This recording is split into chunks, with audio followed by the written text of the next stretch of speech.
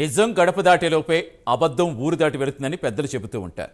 నిజానిజాలు తెలియకముందే కొన్ని వార్తా సంస్థలు వార్తలు వండి వారిస్తున్నాయి. ఇక సోషల్ మీడియా అయితే చెప్పాల్సిన పని లేదు. ఎవరు ఇష్టం వచ్చినట్టుగా వాళ్ళు భాష్యం చెబుతున్నారు. ఏది వాస్తవం ఏది అవాస్తవం అనే తెలుసుకునేలోపే జరగాల్సిన నష్టం జరిగిపోతోంది.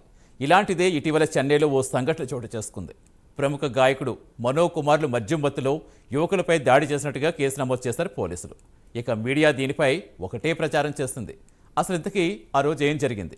మనో కొడుకులు దాడి చేశారా, లేక వాళ్ల మీదే యువకుల గుంపు దాడి చేసిందా? ఇదంతా మనో ప్రతిష్ట దెబ్బతీసేందుకు ఎవరైనా కుట్ర చేశారా? తెలియాలంటే ఈ స్టోరీ చూడాల్సిందే.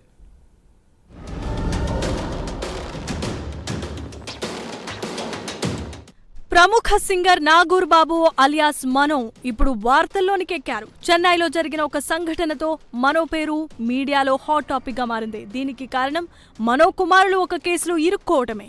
అసలైన విషయానికొస్తే చెన్నైలో మనో కుమారులు షకీర్, రఫీ మద్యం మత్తులో ఇద్దరు కాలేజ్ కుర్రాళ్లను కొట్టారని వార్తలు చక్కర్లు కొడుతున్నాయి.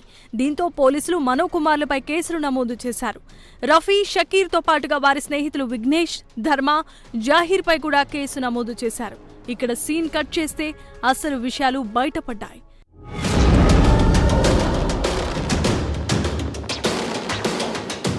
తాజాగా గొడవకు సంబంధించిన సీసీటీవీ ఫుటేజ్ బయటపడింది.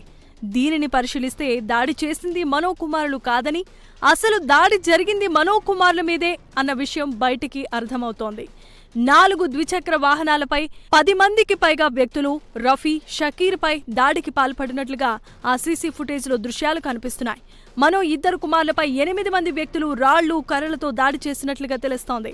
ఇప్పుడు ఈ వీడియో సైతం ప్రస్తుతం సోషల్ మీడియాలో బాగా చక్కర్లు కొడుతోంది.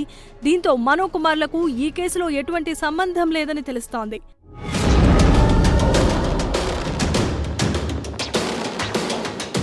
పోలీసులు సైతం పరిశీలించిన ఈ వీడియో ఆధారంగా మనో కుమారులు రఫీ, షకీర్ ఈ దాడికి పాల్పడలేదని తెలుస్తోంది.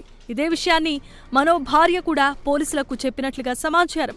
తన కొడుకులు ఈ దాడి చేయలేదని, ఈ కేసు వెనుక పెద్ద కుట్రే జరుగుతోందని ఆమె చెప్పినట్లు తెలుస్తోంది.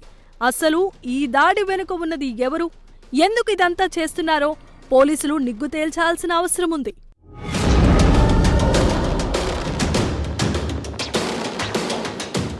ముందు మనో కుమారులే దాడి చేశారు అని కేసు పెట్టారు.